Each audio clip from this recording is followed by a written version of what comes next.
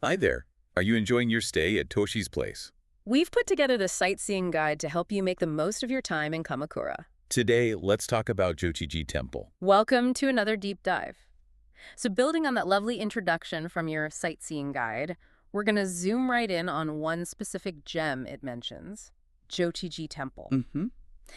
Think of this as us kind of unfolding the layers, the history, the beauty, what makes it special, based on the info you already have. Exactly. We'll use the material you've got as our guide, really, to explore not just what Jochi-ji is, but maybe why it's important in Kamakura. Yeah, why it's worth your time.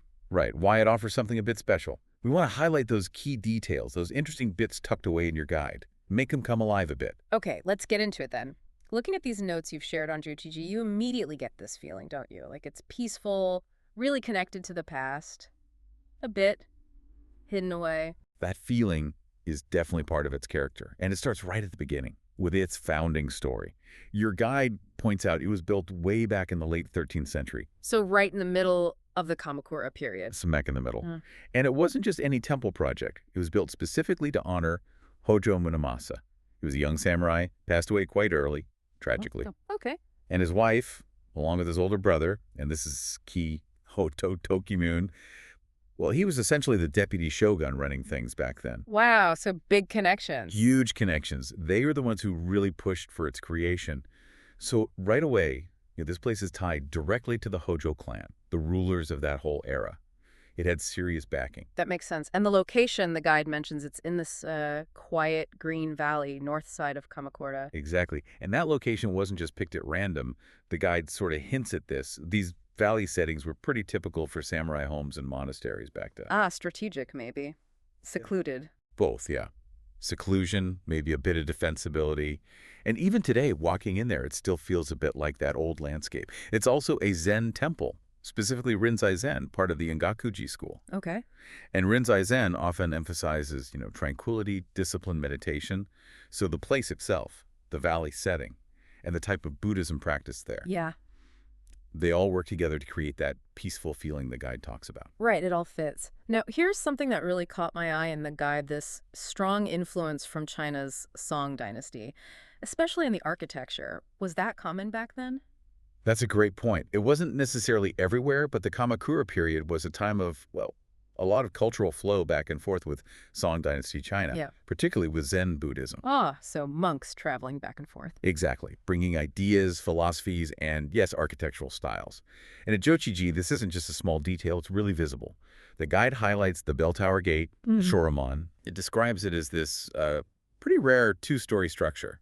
You walk through the gate part below, and the bell is housed up top. Okay, I can picture that. And the guide makes a special point about the windows on that second floor. These intricate, sort of floral-shaped windows, they're called katamado. Katamado. They sound elegant. They really are. And the guide stresses they're very much a Song dynasty feature. They add this refined touch, something different from your standard Japanese temple gate. It's like a visual clue to the temple's international connections back then. And the guide says that gate was rebuilt, but faithfully. Yes, reconstructed back in 2007, really carefully to match the original design. So it makes sense. It's a popular photo spot now. It's not just pretty. It's a piece of living history showing that cultural blend. Fascinating. Okay, what about inside? The main hall, the Donji Den. Your guide mentioned some important statues. Right, inside the Dongji-den, that's where you find something really central. 3 big seated Buddha statues. The guide identifies them as representing the past, present, and future. Oh, the 3 phases of time. Exactly. You have Amida Yorai, Shakin Yorai, and Miroku Yorai. Amida often linked with compassion and the Pure Land, Shaka being the historical Buddha, and Miroku the Buddha yet to come. That's quite a powerful grouping. It really is. Yeah. It speaks to the continuity of Buddhist teachings. And these aren't just any statues. Your guide points out they're designated important cultural properties of Kanagawa Prefecture. So, officially recognized. Yes, and they date from the late 14th to mid-15th centuries. Think about that they've been sitting there for, over 600 years, Wow. just quietly receiving prayers, generation after generation. It's a very tangible link to centuries of devotion right there in that hall. Okay, so beyond the main hall, venturing deeper in, your guide mentions other things, like a stone statue of Hote. Ah, yes, Hote. One of the Shichi Fukujin, the 7 lucky gods. He's the cheerful, portly one, usually carrying a sack. Represents contentment, abundance. He's quite well known, isn't he? Very. And the guide notes something interesting. At Jochi-ji, his statue is in a cave. That's a bit of mystery, maybe? Yeah, definitely. And sometimes he's seen as a manifestation of Moroku, the future Buddha we just talked about. And there's this popular tradition, mentioned in the guide, people rub his belly. Right, for good luck. Good luck, good fortune, sometimes specifically for renewed energy, that kind of thing. It's a nice, tangible ritual for visitors. And the guide flags it as a key stop on the Kamakura Enoshima Seven Lucky Gods pilgrimage. So it draws pilgrims, too. For sure. It's a significant spot within that popular pilgrimage route. And then there's this spring near the gate, the Kanaro no Ai. Your guide calls it the water of immortality. Quite a name. It is evocative, isn't it? Yeah. And it makes you wonder, why was the spring so special? Well, the guide gives us the key context. Back in old Kamakura, especially up in this northern area, clean water wasn't easy to come by. Ah, scarcity. Exactly. So having a reliable spring with clear, pure water, that was incredibly valuable, vital really, for the temple and maybe the whole neighborhood. So it wasn't just mystical, it was practical. Absolutely. Yeah. Its quality and importance led to it being recognized as one of the 10 famous wells of Kamakura and also one of the 5 notable springs. So that grand name has roots in real historical necessity. It was precious. Okay, besides the specific spots, the guide also talks a lot about just the natural environment there. Kamakura's biggest koyamaki tree, old trees, bamboo, mossy paths. It sounds really, really peaceful. It sounds idyllic, doesn't it? Yeah. And your guide really emphasizes that. The visit isn't just about seeing things, it's about soaking in that tranquil atmosphere. Like an escape. Totally. It paints a picture of being surrounded by nature, the bamboo, the moss. And it mentions the seasonal beauty, too. Cherry blossoms, summer green, autumn leaves. It feels like the nature is as much a part of the experience as the temple buildings. That sounds lovely. And, bonus, the guide points out it's near hiking trails. So if you're up for it, you could easily combine the temple visit with a nice walk in the hills. Oh, that's a good tip.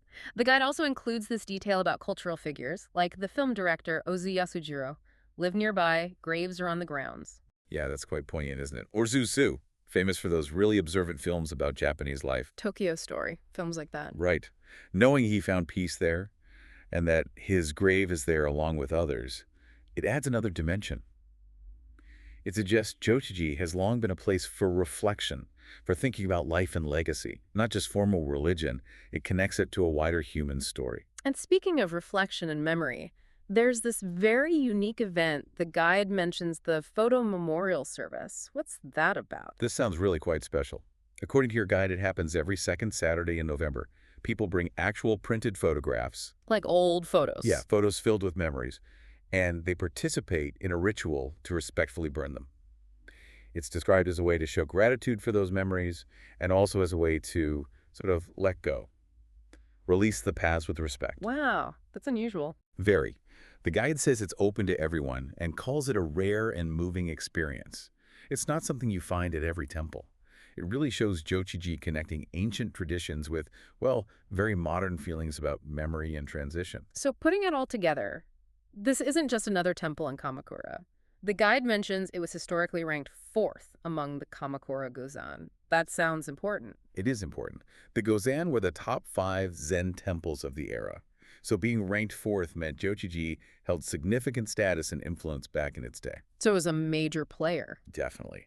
At its peak, it would have been a much larger complex. Like many old sites, it's seen its share of troubles over the centuries, fires, earthquakes, buildings lost and rebuilt. But even now, your guide really stresses that Jochi-ji is unique. How so? It's this blend, you know. Yeah. You've got the deep history, the beautiful natural setting, that distinct architecture with the Chinese influence, and these meaningful Buddhist practices, including that very unique photo service.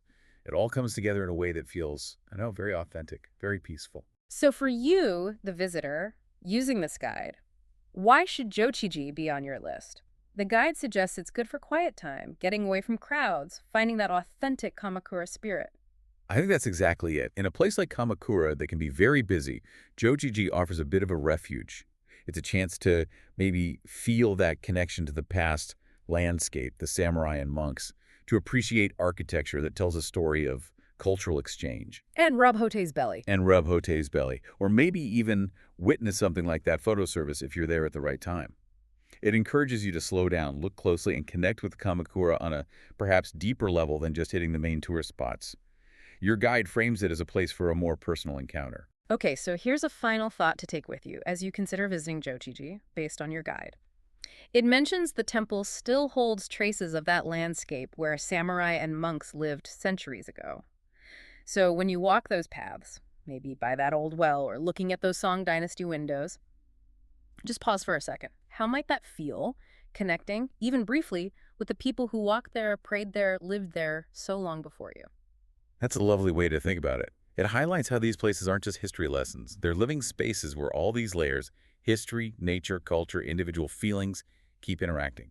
And they offer us today these moments of peace, reflection, and, connection. What did you think? We hope you'll make even more wonderful memories at Tochi's place.